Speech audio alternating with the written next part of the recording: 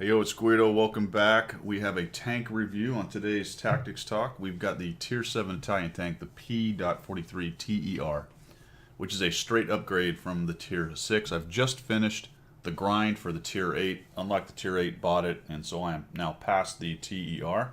So we'll do a tank review of this. As usual, we'll do a quick overview, talk about the tech tree considerations. We'll do a comparison between the other Tier 7 tech tree tanks. We'll look at my setup, we'll look at my stats after the grind, and I've got 3 examples of games to show you. So let's get started with the review of the Italian Tier 7 medium tank, the P.43 ter. On the overview, you'll note that this is another one of those blueprints kind of tanks. Never really saw the light of day. It was a planned tank mid-1940s during World War II. You'll note that it is basically the same shape as the Tier 6. It's a straight upgrade. The hull is essentially exactly the same. It's just got wider tracks. It's got a different turret. It seems like maybe it's a little taller because the road wheels are a bit different layout as you look at that. Different kind of idea on it. But essentially the same tank. It has a single shot gun. It does not have any of the auto loader, the Italian auto loader kind of gun. You don't get that until Tier 8, either on the Progetto or on the Pantera. So it's going to be a single shotgun. We'll talk about that when we get there. It is a low silhouette tank. If we take a look at the other Tier 7s, medium tanks, well, the A44 is clearly lower, but that's one of the more stealthy ones. You've got the low silhouette there, and then the Leo is a nice tall. The Panther is massive. Even the T20, pretty big. You've got the VK, which is large. So a bit of a mixture in here. But overall, a fairly low silhouette, although it is quite long and wide. So in that respect, it is a large target. But as far as being relatively flat, that gives it some better opportunities to hold down in places that are either shallow ditches or shorter height rubble piles, things like that. Quite mobile as well. You'll notice that the armor layout, I don't have tanks.gg because the 3D models aren't in there yet, but if you look at it, pretty good sloping on the top, not really great on the bottom, but it's 100 millimeters, which is pretty darn good. In fact, it's best in class, -1 tank. We'll talk about that in a minute. So some angling will work. You can catch heat on the tracks, so tracks are useful for that as well. No real weak spot on the front other than it's only 100 millimeters. We'll talk about that when we get to it. And the turret is pretty strong as well at 100, so not bad for ridge or hold down fighting. We'll talk about, like I said, what that does for this tank being one of the better armored mediums at Tier 7. So there's the overview. Let's move on to tech tree considerations. For the tech tree considerations, remember, if you've been watching my reviews for number 5, Tier 5 and Tier 6, between 4 and 6 the crew switches out as far as you drop the radio operator, and then the same exact crew setup starts at 5 and goes all the way to 10, so the same issue there. You can just move your crews from the BIS over the TER if you would like to. Taking a look at the upgrades for the TER, unlike some of the recent additions to the tech tree, this one actually has a couple radios and a couple engines to go through. So I found that to be kind of interesting. Stock turret, so you can unlock a turret and a gun. You come in with this gun right here, which is the 240 Alpha gun. You'll note that it's essentially the same gun, just longer. So the Canon 90mm at 42, and then the Canon .90, whatever that is, at 53, which is just a longer gun. The interesting thing is, no more alpha, a little bit more penetration, but not an amazing amount of penetration. So 165 and 195 for AP and APCR on the upgraded gun, and you're looking at 140 and 180. What this means is it's a pretty easy stock grind for the gun. The gun's not amazing. It's really good at Tier 6. It's usable at Tier 7, and when you get the upgraded gun, it's a little bit better. But we'll talk about this because you lose some DPM, which is really interesting. A bit of a trade-off with the guns right there, but I went ahead with the top one as soon as I could get it. I ran out of free experience, so I was only able to get everything except the gun, so I did have to grind to the gun. It took me about 3 games, 4 games or so, and I was able to unlock it. But I do have one game with the stock gun. Not that the stock gun is that much different than the fully upgraded one anyway. So that's the tech tree considerations. Nothing really else to add right there. Pretty straightforward line as you're moving through that. Let's move on to the comparison. As far as the comparison goes, we'll take a look at it here now. This is an interesting tank. I am on the fence a little bit about what I'm going to say, but I think it's at least in the top 5 of Tier 7 vehicles, maybe even including some of the really good premiums. Definitely in the top 5 of the tech tree tanks, and it might be even vying for number 1. It is a very good Tier 7 medium tank. Take that with a grain of salt or for what it's worth, because Tier 7 mediums aren't amazing all around, but as far as within its stablemates here, it's one of the best, if not the best. So firepower is pretty good. The number's pretty high. That's the Wargaming number right there. A 240 Alpha gun, not the highest in class because you got the 2 guys carrying around the 300 Alpha stick, and you've even got the Panther down at 135 there, and the Chi-Ri at 130. Although remember, the Chi-Ri is running around with that little autoloader, the only autoloader that the Japanese have. Kind of a strange one there.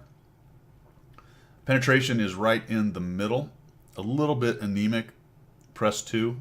It'll take care of it. Rate of fire is decent, near the top, but not clearly as good as, say, the Panther or the T-43. Take a look at the T-20 at 6.66 and the TER at 7.82. The T-20, the TER, and the Leo are very similar tanks. They fight very similarly. Good gun depression, pretty mobile. The big difference here is that the TER has a lot more armor. So let's get down to look at the rest of it. Turret traverse is good. -7 is usable depression. Not as nice as it could be. The Leo and the T-20, which it fights a lot like, have much better depression at -10. So you will have to be careful when you're dealing with ridges or the front of your tank getting pushed up, or you're trying to come over hills, things like that. Usable, but not as comfortable as, say, -10 is. Aiming time is actually not bad. There are some that are worse. Remember I said the T-20 and the Leo fought similarly? The Leo's got that big 300 Alpha, and it takes forever to aim. It's pretty long for the TER. You will notice it. Not quite as nice as the T-20 or some of the others that are really zooming in much quicker. Say, for example, the Chi-Ri with 1.63. That seems like no time at all. So you will have to be careful with it. The thing about this tank is, with good armor and a relatively high alpha gun and good mobility, it does want to be kind of close to its work with its gun because it's a bit wonky. 0.38 dispersion, which is not amazing, but it's not the Leo at 0.4. And we'll talk about some of the ways this thing fights as we go. The average DPM's at 1800. That's close to the top. It's not up there with the Panther, which wins out. And if you notice, the T-20, interestingly, is down at 1598. The Leo at 1669. So the TER, which fights a lot like those two, is beating both of those. And remember, it beats it in armor as well. If you come down here with 100 hull armor, that's really pretty nice. 150 on the A44, that's the one that wins. But if you look at the Leo, which is at 70, and the T-20, which is at 63, and then you note that the turret on the TER is at 100, it becomes pretty obvious that this thing is a much better brawler than those two, although it retains a lot of their capability for ridge sniping and things like that. So pretty capable. That armor is the X factor for this tank. Now, I did pretty well in this tank. We'll get to it in a minute. But with a gun that's fairly wonky that wants you to get kind of close to your work, and being a medium, having that much armor is quite useful. It's not something that you are going to absolutely rely on, but it is going to give you some bounces here and there that you would not normally get. And some people will come out thinking they're going to take out that medium because they're lightly armored. They end up bouncing and then dying because they were near death themselves. It becomes the X factor on this tank, and is one of the things that really pushes it towards the top of the leaderboard here, because it combines everything essentially: mobility, good enough pen, a pretty punchy gun at 240, decent soft stats on the gun, and then that armor. It's dragging all that heavy armor around at about the same speeds as everything else. We'll get to that in a minute on the mobility, where it's doing 55, and that's right up there with the rest of them. Engine power at 700. Traverse speed is good enough. Concealment is not amazing, but you're not really doing the concealed thing. The only one that's really good here is the T-34-1 and that A44 are pretty good. Actually, the A44 is not as good as I thought it was. Look at that. I thought that was a much stealthier tank. But for some reason, inexplicably, the Chinese T-34-1 is a ninja. All right. Concealment while moving or firing, all that good stuff. So we look at the view range that's starting to approach the level of the tier 8, 9, 10, kind of the end game view range where you're up in the 390s to 400s kind of thing. So it's at 380, which is definitely usable on the the tiers that it will see. Obviously, it will see up to tier 9 as well. So that's the comparison. And I would say, really, what does this tank have? It basically does everything pretty well. Has good mobility, has decent gun depression, a nice punchy gun with a pretty good DPM thrown in there. And while the soft stats on the gun are a bit wonky, it kind of makes you want to get a little closer to your work. But the good news is you're carrying around that 100 millimeters of front armor. With a little angling and a little moving can surprise a lot of people quite a bit. It's just really a great all-rounder. Can pretty much do just about anything. Again, at tier 7, but realize it's a tier 7 medium tank, so don't get too crazy or excited. But it's a very good tier 7 medium tank. All right, let's look at my setup. For my setup, there's nothing really amazing here. Like I said, I had to grind out the last gun. I'm carrying a gun rammer. This one now has a vert stab as opposed to a GLD, which I have on there, and improved ventilation. I'm carrying a small kit, and a large fire extinguisher. I have noted before, I don't actually remember having been put on fire in any of my Italian tanks yet, to be quite honest. So if you wanted to run food, that might be a player there, just to help with that wonky gun handling a little bit in there. I've got 10 APCR in try-hard mode, 36 AP, and 2 HE. The gun carries plenty of ammunition. You're not going to have a problem with that. Taking a look at the crew, I've already moved to the Pantera, so let's look at that. I've got 6 Sense, Snapshot, Smooth Ride, and Repairs. I'm kind of doing this a bit weird. I've got a couple guys doing Brothers in Arms. I'm going to go ahead once these two guys get to 100%. I'm going to switch over to Brothers in Arms, so I'm going to use some gold to do some shenanigans with that right there. But I did get my 6 Sense probably within the last 15 games or so. I finally got that to 100%. That's made a big difference and helped me out quite a bit. But as you will see with the stats, I did pretty good even without it. So not really critical up to about tier 7, but anywhere past tier 7, you really do want to have 6 Sense, or you're just going to have to play very, very carefully. So that's basically my setup there. We'll move on to my stats. I did pretty well in this tank. All those are solo, so I have 58 games. Took me 58 games to get the 100 and probably about 12,000 counting the gun that I had to unlock. 64% win rate with 1,017 average experience per battle. 78% hit rate, or 76, my eyes are failing me there, whichever one that is, which is much better than the tier 6. So I was able to use the gun a little bit better. Because I had a little bit better armor than the tier 6, I got in a little closer, but I basically fought it the same as I fought the tier 6. 1.61 damage ratio, so that means every point I took, I dished out 1.6, and every time I died, I killed 2.7 tanks. Armor use efficiency is down from the tier 6, so I would say that the tier 6 at tier does a better job with its 80 millimeters of armor than this one does, but a tier 7 medium with a 2.7 armor efficiency is actually doing pretty darn good. And that's going to represent surprising those same tier and 1 tier down mediums and maybe even heavies who want to pop out and think they're going to auto pen you and don't really pay attention. You get a good angle, and next thing you know, they're bouncing and you're killing them off. Experience I talked about, I averaged 1,500 damage and took 940, which is near the top of my tier 7 mediums, if not the top number for my tier 7 mediums with any kind of number of battles on them. 1.8 vehicles spotted and destroyed 1.53, which is probably a little bit low, but the 1.88 vehicles spotted is high, which means I was pressing pretty hard, especially later as I was nearing the end of the grind and wanting to get done with it. Maximum damage was 3,500 with a 6 kill game. So if we look at this, pretty decent job with this tank. I liked it. The Leo is the other tier 7 medium that I most recently ground through. I ended up with a 54% in that, with an 898 average experience. So did 10% worse win rate. Now this is a low sample size at 56. Really, I need to get to about 100, 200 battles before it really starts to even out. I would suspect if I played this to 100 battles, it would be more in the high 50s than necessarily at 64. But maybe not, because I had multiple 1,200 and 1,300 base experience games where I only got a class 2. So you'll notice I've had a class 2. That's the best I did, even though I had multiple games at 12 and 1,300 experience. This tank might be bordering on OP. People are doing very, very well in it for sure. So if I click on the Leo, I was going to say low, but it's not that, the Leo. If I'm 1,515 damage caused in my TER, the Leo is 1,409. So did a little bit better with a tank. This is about the same skill of player, right? I did this, I don't know, 6 months ago or whenever it was the Swedes came out, maybe even as much as a year ago. But fairly comparable numbers, but a lot better win rate. Like I said, I would expect that that would normalize a little bit and probably drop 4 to 8 really percent, if I'm honest. It's unlikely to go up. There was a long time I was running about 75% with this. I had an 8-game win streak when I started, which is obviously an anomaly. I did have a bad period. I didn't lose 8 in a row, but I had one where I went 2 and 6 or something like that, which helped normalize it back down to 64%. But when you're in low battle counts of 58, just a couple wins or a couple losses can swing the percentage quite a bit. In any event, I liked it. I did well in it. Very comfortable tank to use. Didn't really have any vices and did everything well. Okay, let's look at some of the games. Got 3 games for you. Here is the first battle I ever played in. I'm in a 5-10, so top tier in a 2-tier battle on Karelia. Spawned into the northeast spawn.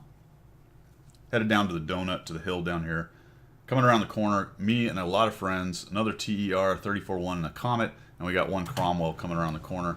We all spread out looking for shots. I'm like, oh, get out of my way, let me see if I can hit this guy. And I get him. So the first shot ever from my TER is a full speed on the move shot against the... Oh, and another. So RNG absolutely loves me this game, at least right now. So we come up to the hill, and I want to kind of see, all right, what's this armor going to do? Hey, check that out. That guy just bounced. So there's that kind of... oops, surprise thing I was talking about that you will give some mediums when they think they're going to, no kidding, just be popping you. I didn't want to go around the right side of the rock right there because I don't want to get hit from somebody down below, and I'm trying to cover up to the WZ with that guy there. I should have put my front armor to him much sooner than that. I might have saved myself a shot, and down he goes. Now we got a WZ sitting over here behind the rock.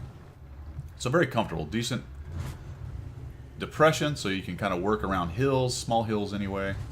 Good mobility. You saw I got right up the hill, went right around where I wanted to. No worries. Doing what a medium needs to do. And this WZ is kind of trapped. He's a bit bumming here. Couldn't quite get a shot on him. Big old scrum up in the northwest. Hey, look, I'm on my medium buddy's just hanging out right next to me right there. And artillery nukes that guy. Me and the other TER immediately move. And now we're just going to... Oh, geez Louise. Lots of fellas down here. And now I'm just going to kind of test out this armor. Let's see what this armor can do. Be careful about getting up on the side of hills now. They get very slick, kind of like ice, and you're sliding around. There's that 3045M armor, and he's nicely angled. So if you pop that right on that front plate with that much angle, yeah, you're going to probably bounce. Another miss. There's a bounce. 2 bounces. Another guy goes down. Take him down. And the Tiger One's using the small gun. He gets one in on me. The Dicker Max back there. The fight in the northwest is going a lot better than I would have imagined. So you're very comfortable. I can come right around there. I got a good turret, a little bit of angling. This poor Tiger's just getting absolutely abused. I don't even know how that happened. That was artillery, I guess. I'm not really sure what just happened there. And we take down the Dicker Max.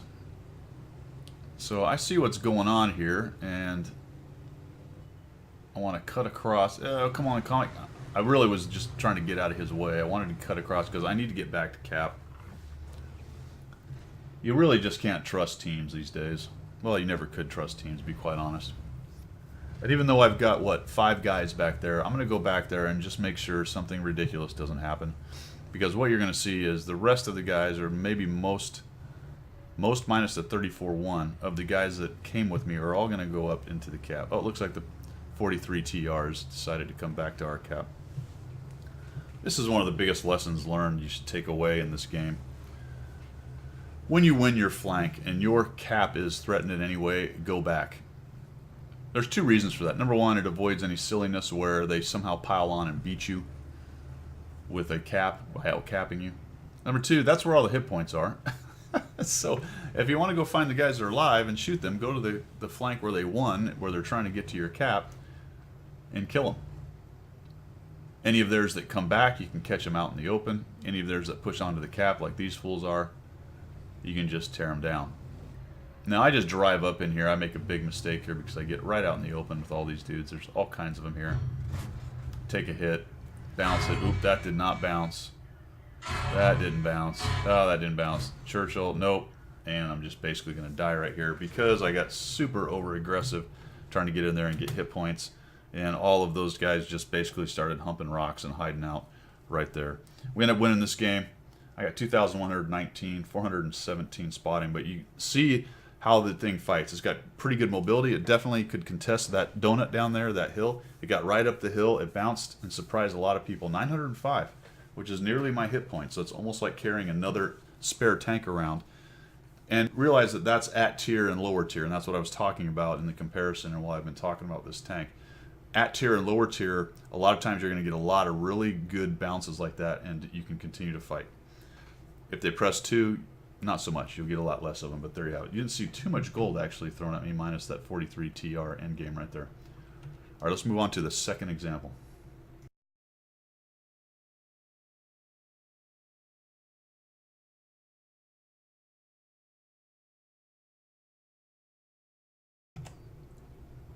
For the second example, we're here on Westfield. I've spawned into the southwest spawn, and I've headed up north here into what I consider the critical terrain, bringing my tank up in there. Middle tier, like I said, in a 357. Let's see how this goes with the P.43 ter. Pretty zippy tank. I didn't show you the whole climb, but I came right up that hill, no problem. A couple of the other, one medium anyway, and a light tank are going to go over to the southeast and get down stuck into a little peekaboo fight in there. But I'm going to come up here with some decent depression, pretty good hill climbing capability, and drive right up here and start punishing guys as they're sort of not looking at me. Now there are some TDs, but here's an interesting thing. One of their TDs, you can see it now, is over here, and that's the big one I'm really worried about. There's also the IKV that can hurt, and the SU-100M1, so I do need to worry about those two, but the big one that I'm really worried about is sort of in this little depression, so he's in a bad spot already. Gonna try to kill this guy. Oh my goodness. Critical, no damage on a JPZ-4. That's amazing. There you go. There's a shot into his side. You'll notice I'm just spamming gold at this point. See if I can get a shot on this guy. There we go. Down goes that very good TD. A shot into the 201 A45. Now the problem with shooting him is it let him know I was there. So I might have picked a better guy to go after. I bounced the defender, so look at that. Probably an angle thing, and he just got a piece of me. It's hard to tell where he hit. I don't really see it, but the armor held up right there, and that may be more an angle thing than anything else. Take down the 01. Defender's getting pushed up there. And now I've got this 100M1. There he is. He's way down here, but the accuracy lets me down. Now that's that .38. So you're talking a longer range engagement like that without completely zooming in. You are going to have some problem. That one goes nowhere near. You are going to have some problems in that case. So let's check out some of the mobility on this. Shooting gold at the front of the 100M1 just probably is not going to do anything. We got to figure out a better way to do this.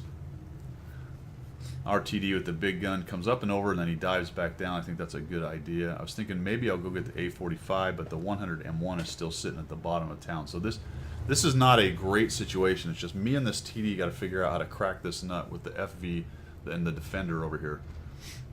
Well, only one thing for it, since the 120 FV went right at him. Actually, he ended up finding this guy as soon as he came up and over, and down he goes. So a little double tap, 2 shots from the 120 and a shot from me, and we get rid of the defender, which was a huge kill. Now the ARL is coming up. Got a shot into his side. Now this is a bit of a mistake because I'm kind of pressing now, and I'm just scoffing the 201 A45. He gets a shot in on me. I do have to watch then highlighting or ridge highlighting there, because that 100M1 is still looking up at the hill. We're looking all right. We're losing. We're looking all right, but we got some work left to do. I think I had a shot on the FV that I didn't take because I got fixated on trying to shoot this ARL. Oh, look, there's the artillery. Trying to get a shot. He's using the dead tank to his advantage, which is a good idea, and I bounce. Now, I've got that bug now on replays. It's showing that I have 2 dead crew members, but I do not have 2 dead crew members. Actually, it's showing them stunned. But that's obviously cleared up. So the 120 just drives around and breaks this open by taking one down. I take the other one down. And now we've got to figure out a way to get rid of the Dicker and the 100M1 who are going to be hanging out in bushes over here. Dicker's into the town now. I change what I'm doing and head back towards the town. Now this is the question when you win this high ground right here, what you're going to do. There's two options. One is to kind of do what the 120 is doing, come wide and look for shots into their side, or potentially filter down into their cap area right there. But that's dangerous if they still own this area up here, which they do. And there's a Progetto up there kind of hanging out doing his thing. So in this case, clear out the town first without exposing yourself to fire from them as much as possible. Once you clear out the town, now we can start using this high ground and filter around either way and start lighting the guys that are going to be hanging out up on the hill over there. Zoom, zoom, zoom. See if we can get a shot on him. Nope. It's going to be very difficult for this tank to pin that guy. And the WC just eats him alive. Down he goes. And things are looking a little up now. Looking a little better. I don't know if I was spotted by the 100M1 because this is a game while I still did not have 6th Sense. So on occasion you're going to see me kind of hide. Even though you didn't see a 6th Sense go off. The reason it didn't go off is I don't have it. I thought about cutting right and looking for a shot on that guy, but I didn't want to get too much closer to those guys across there, so I figured I'd come over here, see if I can get a shot. Nope, he goes down. This is where not having 6th Sense is a bummer. A lot of times you can kind of poke up over a ridge just a little bit and see if you get lit. That's a de facto spotting mechanism because you know he's at least close enough to see you. But I don't have that, so I've got to be careful. I don't want to just go stand out in the open and let two Arty and two tanks hit me, especially with one of them being an autoloader. I see the 121 FT going over there. I'm really hoping he'll light up an Arty or something for me to shoot.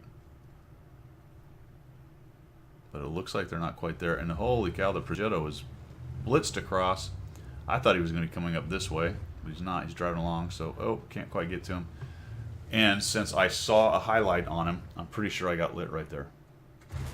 There's a shot on the Arty. Left him with 4 hit points, of course. Although it was a high roll at 266. Remember, it's a 240 alpha gun. I can't go up here. I thought I could, but it's just a little too steep, a little rocky right there. And hey, look at that. The Progetto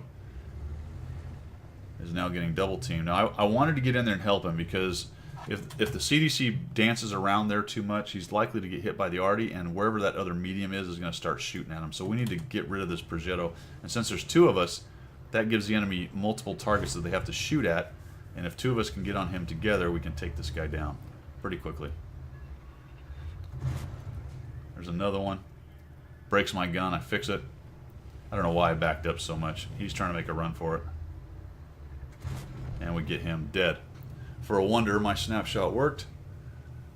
The Leo, meanwhile, has gone all the way... Oh, look, there's the Arty. The Leo has gone all the way back down to our corner. So that's the reason why he wasn't blasting us while we were messing around, trying to kill the Progetto. And that was definitely to our advantage. Because he could have laid the hurt on us if he'd been sitting up on the top of that bridge right there on their side. That's fully what I expected to have happen. And the SU-8 nukes the Leo. Alright, so there we go. This guy looking to get a shot on him. I miss. Oh, I didn't let it zoom completely. I was really hoping to shoot him before anyone else did. I'm trying to find a shot where I don't have to look through trees. He comes zinging down. I finally get a shot on him. Thinking, alright, I'm going to get another kill. Nope. Down he goes. So 2,966, almost 3,000 damage. 680 blocked. Pretty good. To include that one big shot that came from the defender. And 1,000 spotting, so with 3 kills.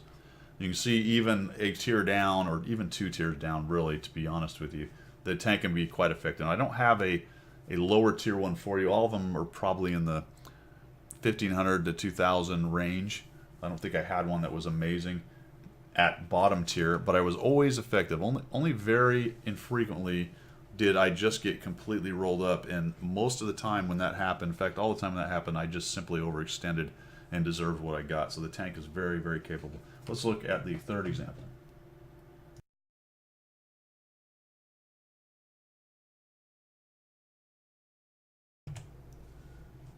For my third example, you can see we're here on Himmelsdorf. We've spawned into the north spawn. I am headed up the hill in a 357 top tier. So this is going to show kind of the bully nature of this tank. When I looked at this setup, I looked at this and said, really, the only thing I'm really too afraid of, or very afraid of, is the Oni and maybe the 150. The rest of it, I'm going to have a pretty good time with bullying. We got the Cromwell coming across. Our 2801 has gone up there, inexplicably decided to cross around there and just push into them, and down he goes really quickly. So I got a T-34, a Cromwell, and a T-21. None of those I'm really too afraid of. The Cromwell's sitting there. See if I can catch the T-21. And I'm waiting for some of my friends. I don't want to just go blitzing around there. When I say bully, I don't mean idiot. But the Cromwell did take some hits, so he's a couple shots from being dead. Provided I don't get some super low rolls. T-34 is going around. All right, their T-34 went low on the castle. I don't really recommend that spot over there. It's swept by fire from below early in the game when this many guns are still in it.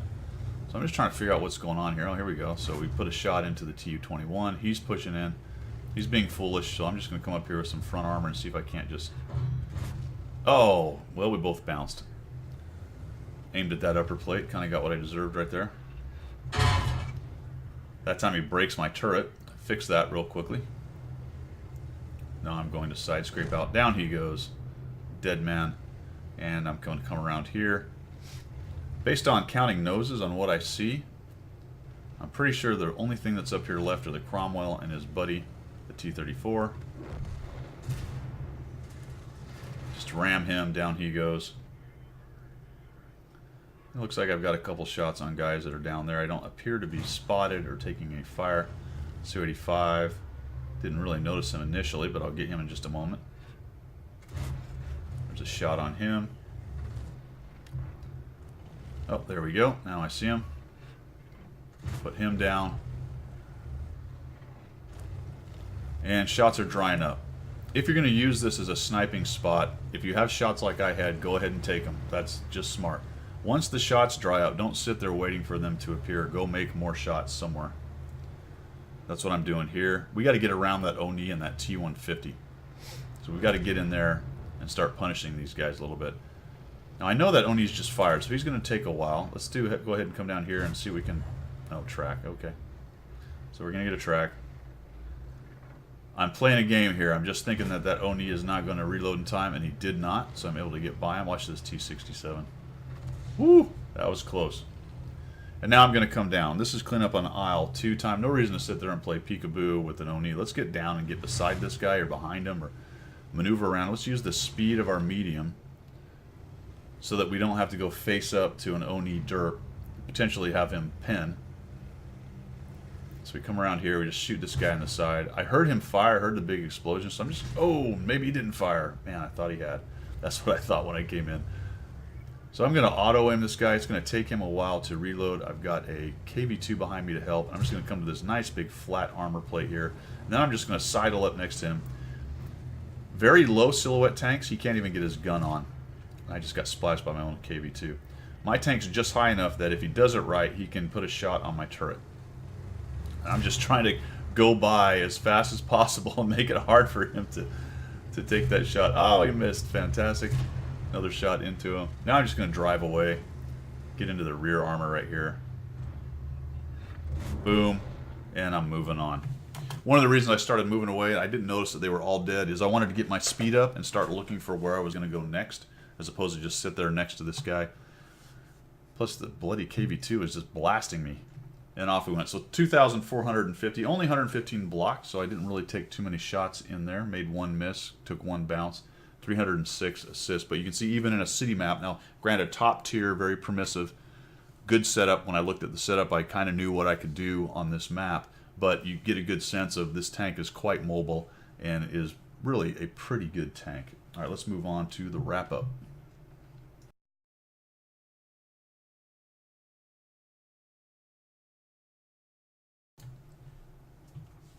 Wrapping it up with the P.43 ter Tier 7 Italian medium tank.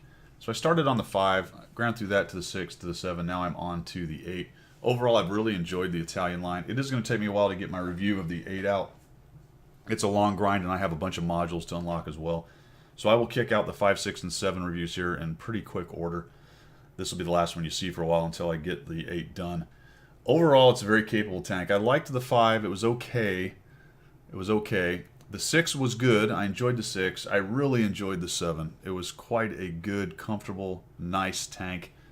Did everything well. Had the goofy armor that could really surprise people in there. And as you can see, I liked it because I did well, right? I had good stats in it. Enjoyed myself. I think it's right at the top of the tier 7s. The nice thing about tier 7 is it's not tier 8, which means your 3, 5, 7 setups are not quite as painful. A tier 7 will compete with a 9 much better than a tier 8 will compete with a 10. That's just the way it is. And you seem to get less 3, 5, 7s. At least that was my experience with only 58 games. Again, small sample size. And a lot of that's just anecdotal how I felt about it. It's a good tank. I definitely recommend, if you're going to do the Italian line, that you play the 6 and 7. If you're going to free XP past stuff, it's just my policy to start at 5 and grind through so I can play as many tanks in this game as possible. I don't have much for tier 4 and below. Maybe one day I'll eventually get back down to there, but if you're grinding through this, do not fear the tier 7. Even the stock gun is quite good, which is really nice. And the stock engine's painful. The middle one doesn't give you much, but when you get that last engine, it's quite a zippy tank. All right, guys. Hope you liked that review of the P.43 ter Tier 7 Italian medium tank. If you did, make sure you subscribe if you haven't. If you have subscribed and you've got friends, tell them to subscribe. Your mom, your dad, whatever. And as always, we will see you.